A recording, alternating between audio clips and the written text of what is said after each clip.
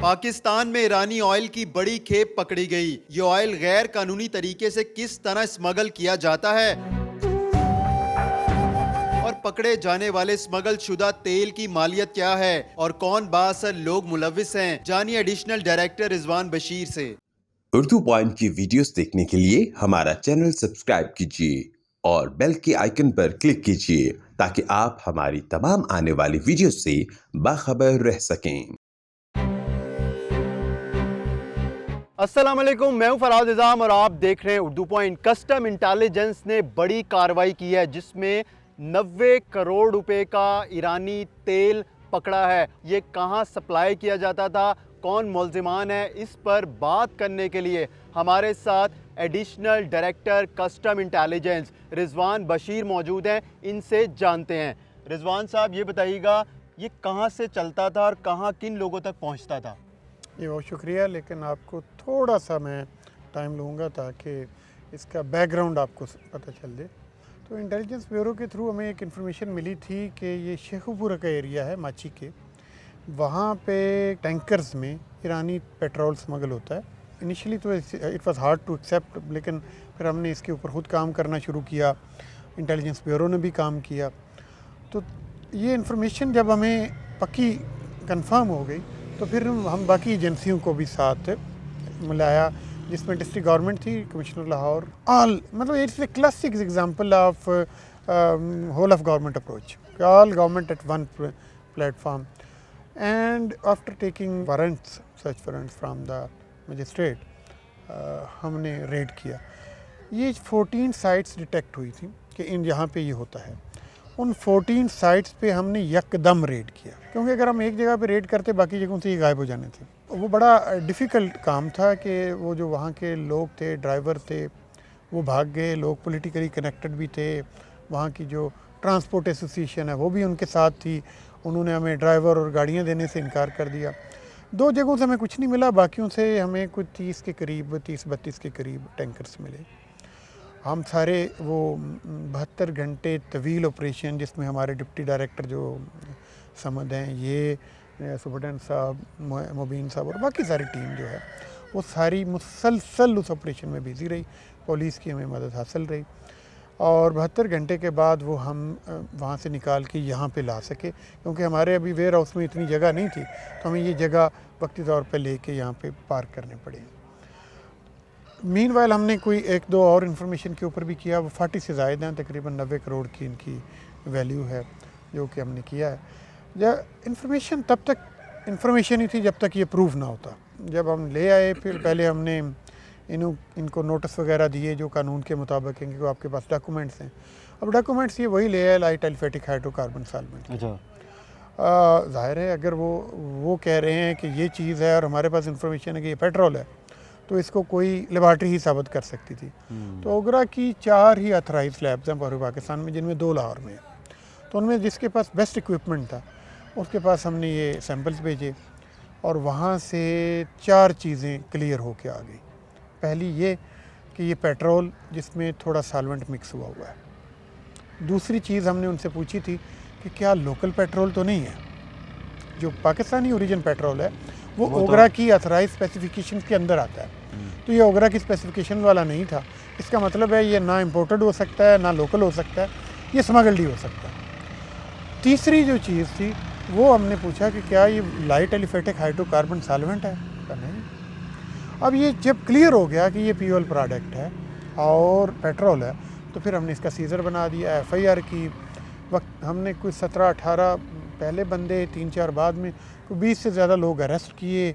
और ज़ाहिर है ये कनेक्टेड लोग थे, बड़ा ऑर्गेनाइज क्राइम होता है, बड़ा हाई लेवल का लोग इसमें शामिल होते हैं। तो वो उन्होंने बहुत प्रेशराइज भी हमें किया।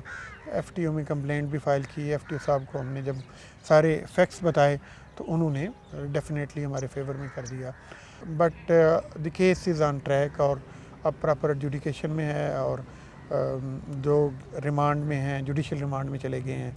अल्लाह के फ़ज़ल से बड़ा कामयाब एक केस है और ये क्लासिक केस है जिसमें दो चीज़ें साबित होती हैं कि अब स्मगलिंग करना शायद मुश्किल हो गया है, इसलिए लोग कंसीलमेंट का ये तरीका इस्तेमाल, यानी इंपोर्ट के डॉक्यूमेंट्स को लेके और इस तरह से कंसील करके ला रहे हैं।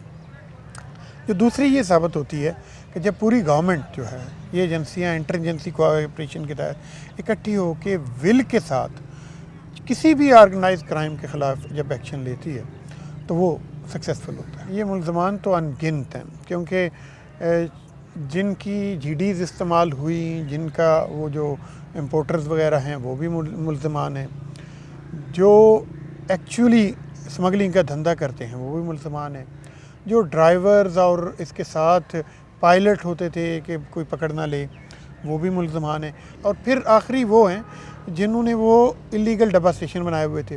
वो डब्बा स्टेशन तो गवर्नमेंट ने सील कर दिए, मतलब डिस्ट्रिक्ट गवर्नमेंट ने लास्ट वीक की रिपोर्ट है कि वो सील हो गए। बट वी ट्राइंग, हम जितना हो सका, जितने जो की करता धरता हैं उनको अरेस्ट करने की पूरी कोशिश करेंगे। ईरानी तेल जो है उसके ऊपर पाबंदी है, उसके बावजूद ये स्मगल्ड होता है, तो इसके ऊपर कोई पॉलिटिकल असर रसूख भी होता है, लोग जो होते हैं असरअंदाज होते हैं? देखें, पाकिस्तान की जो कल्चर है उसमें यह है कि हमारे यहाँ सिफारिश करना बड़ा जायज़ समझा जाता है। इनिशियल रिपोर्ट जो प्रिपेयर की थी हमने आईबी के साथ, हमें पता था कि कौन से डब्बा स्टेशन, कौन से राना साहब का, किन मियाँ साहब के साथ ताल्लुक़ है, वो हमें अंदाज़ा था, but we did not consider that.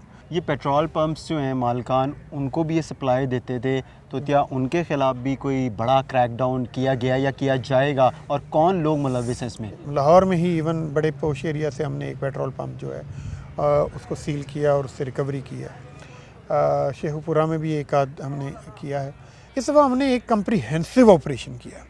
इस ऑपरेशन का ठीक ठाक इम्पेक्ट आया और अच्छा खासा उन्हें नुकसान पहुंचा है स्मगलर्स को। होपफुली इसका इम्पेक्ट इतना आएगा कि कई उनके जो हैं वो रोज़गार होंगे स्मगलिंग के काम। ये जब निकलते थे तो ये अंडर कवर ऑफ डॉक्यूमेंट्स होते थे, प्रॉपर जीडी होती थी, यानी लाइट एलिफेटिक हाइड्रोकार्बन सॉल्वेंट की जीडी। अब उस जीडी के अंदर जो गाड़ी क्लियर हुई है, उस गाड़ी के एग्जैक्ट वही नंबर प्लेट, यानी यही गाड़ी जो सामने आपको नज़र आ रही है, कोई एक वटेवर, ये 293 या वटेवर TLS, तो ये एग्जैक्ट यही गाड़ी क्लियर हुई होगी ताफ्तान से, ये कोयटा NLC आई, वहाँ से क्लियर हुई, जो ड्राइवर है उसका नाम भी वहाँ पे सेव करवाया गया। जब आगे बाहर ला के फिर वो 3-4 गाड़ियाँ पहले भी क्लियर हुई होती हैं, तो फिर इस तरह करते हैं कि उसको वहाँ पे वो डाइल्यूट कर ले, यानी ईरानी पेट्रोल लिया, उसमें 20% 30% ये डाला। तो वो मेथड उनका बड़ा कम्प्रीहेंसिव था, जिसको प्रॉपर इंफॉर्मेशन के बगैर नहीं पकड़ा जा सकता था। इतनी बड़ी कार्रवाई पहली दफ़ा हुई है या इससे पहले भी कभी हुई है? लाहौर में तो ऑयल की हिस्ट्री में ऑयल के ऊपर ये सबसे बड़ी कार्रवाई है। 90 करोड़ पे? हाँ, कभी नहीं हुआ है सर, मतलब ये अल्हम्दुलिल्लाह हमारी इसी टीम ने की है and we take credit for that. और ये सारे प्रोसेस में हमारे डायरेक्टर जनरल साहब हैं फैज़ अहमद चद्दर साहब, निटी-ग्रिटीज़ ऑफ ऑपरेशन के साथ वो मुंसलिक रहे। RPO साहब को फ़ोन करना, IG साहब को फ़ोन करना, चीफ सेक्रेटरी को करना, जो मिनिस्ट्री ऑफ पेट्रोलियम के सेक्रेटरी को, सबके साथ कोऑर्डिनेट करना कि हम ठीक मेरिटेड रिज़ल्ट पे आएँ, कोई चीज़ कंप्रोमाइज़ ना हो, कहीं कोई ख़राब ना हो।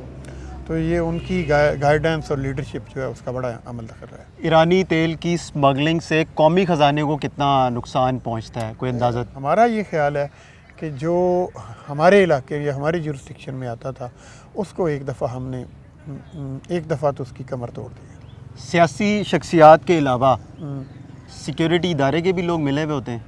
आई डोंट नो कि हमारा भी कोई बंदा साथ मिला हो, ये नहीं पता, लेकिन अभी तक हमारे ना इन्वेस्टिगेशन में ऐसी कोई चीज़ सामने आई है और ना ही कोई हमने कोई ऐसी कोई चीज़ देखी है, बल्कि सब एजेंसियों ने मिल के पूरे ज़ौक़ से, पूरे शौक़ से, पूरी मेहनत से ये काम किया। ये बताइएगा रिजवान साहब, कस्टम इंटेलिजेंस मेन जो इसके करता धरता है उस तक भी पहुंच जाएगी?